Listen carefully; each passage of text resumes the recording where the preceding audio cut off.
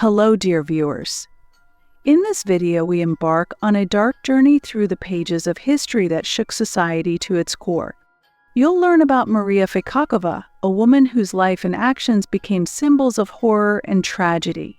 So we'll delve into the unsettling incidents surrounding newborn deaths at the hospital, the investigation that led to her arrest, and the trial that shocked many. Prepare for a challenging yet essential discussion about psychology, social conditions, and the tragic aftermath of these events.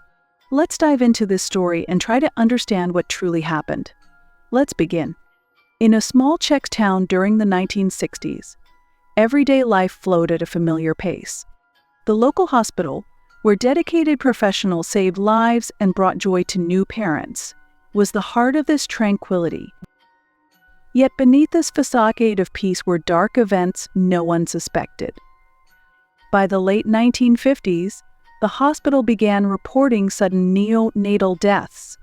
Statistics revealed that healthy infants faced unexpectedly low survival chances, and soon doctors noted a distressing trend: the number of newborns dying within days, or even hours, of birth was rising.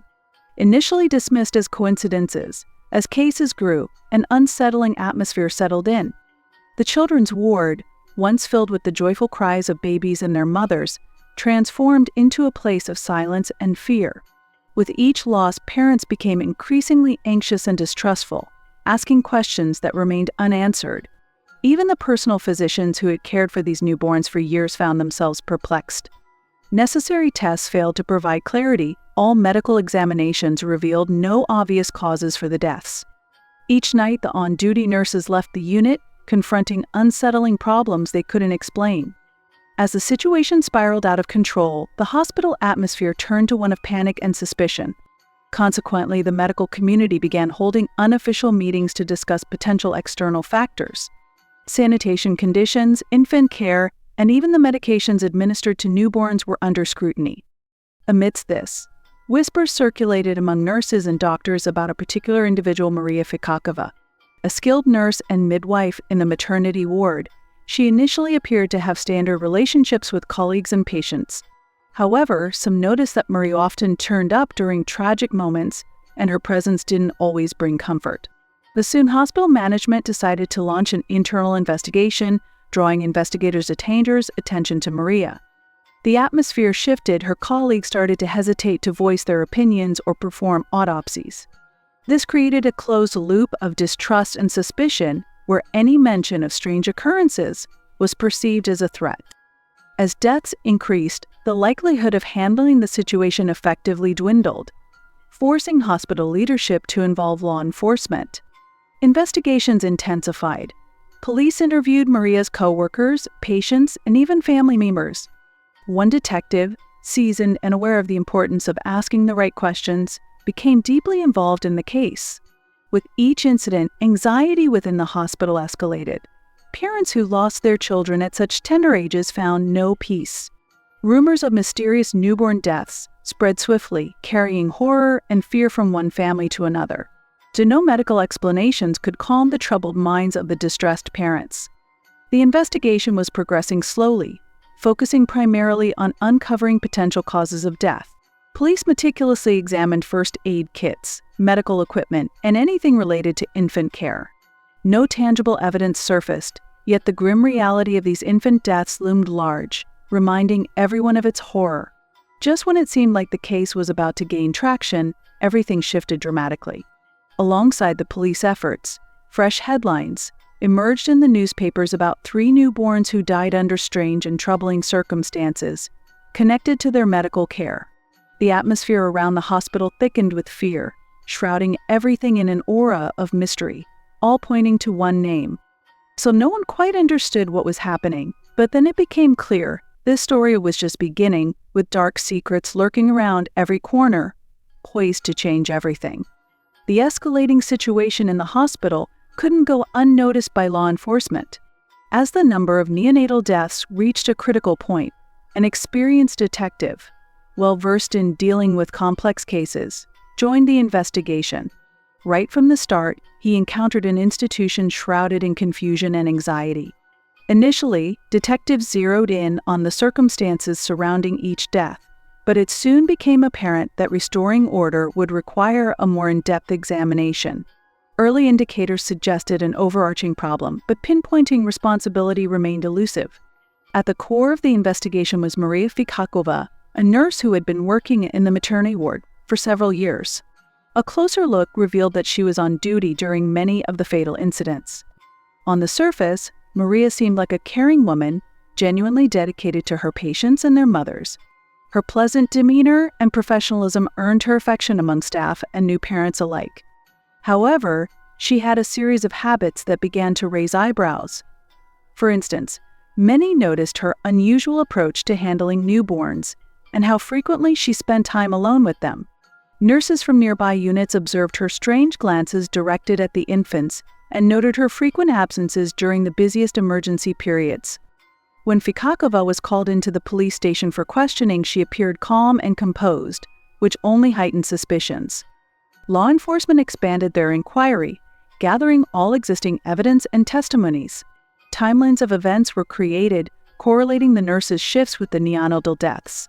Interviews with colleagues revealed a shifting perception of Maria over the years, prompting deeper questions. In 1960, a turning point arrived. Maria was taken into custody on murder charges. During her interrogations, her dark secret came to light. In a shocking confession, she admitted to killing at least 10 newborns since 1957. It became clear that she had used force to harm the infants, striking them on the head, leading to their deaths within hours or days. Official sources began reporting that her methods weren't random. Maria had employed what could be described as a system. This raised a host of medical and ethical questions that remained unanswered. Investigators faced a daunting challenge in deciphering her motives. Her statements were filled with ambiguity. She either couldn't or wouldn't explain why she did what she did. As they grappled with how a nurturing nurse, whose duty was to care for children, could become their killer, detectives scrutinized every facet of her life, seeking to understand whether she had been a victim of her circumstances or mental health issues. They also began exploring her background, looking into her upbringing and personal experiences that may have shaped her psyche. The court hearings quickly turned into a dramatic spectacle, as Fikakova continued to respond with terse answers, often declining to elaborate on her actions. Psychiatrists brought in to evaluate her mental health couldn't reach a consensus about her condition. The woman who was supposed to be a beacon of hope for mothers had transformed into a symbol of horror. Maria Fikakova's story evolved into a tangled detective tale, where every step of the investigation unveiled more questions. Behind the facade of a good nurse lay a world filled with secrets and shadows.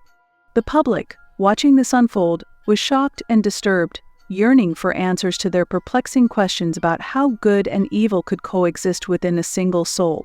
This chapter would be remembered not only as part of her narrative, but also as a haunting symbol of the chaos that can sometimes engulf even the most ordinary individuals.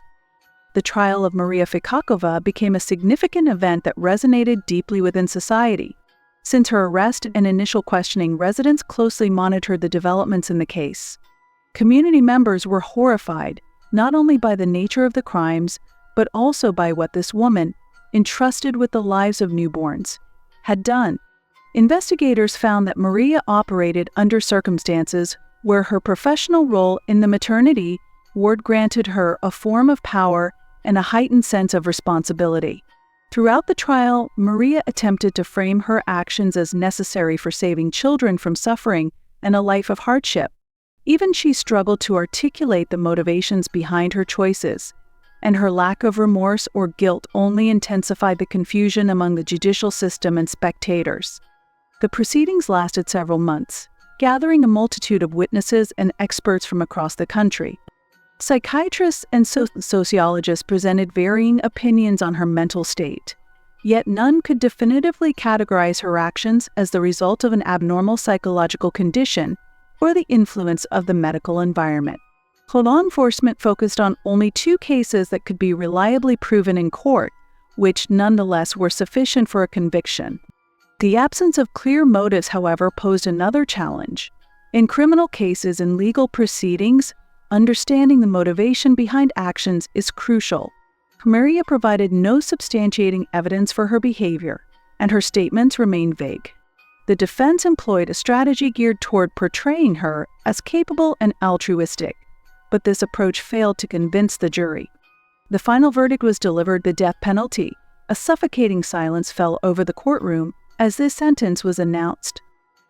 At just 24 years old, Maria became one of the youngest women to be sentenced to death in history.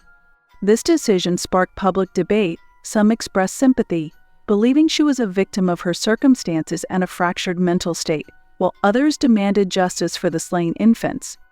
The trial also attracted media attention, which covered the proceedings from various angles.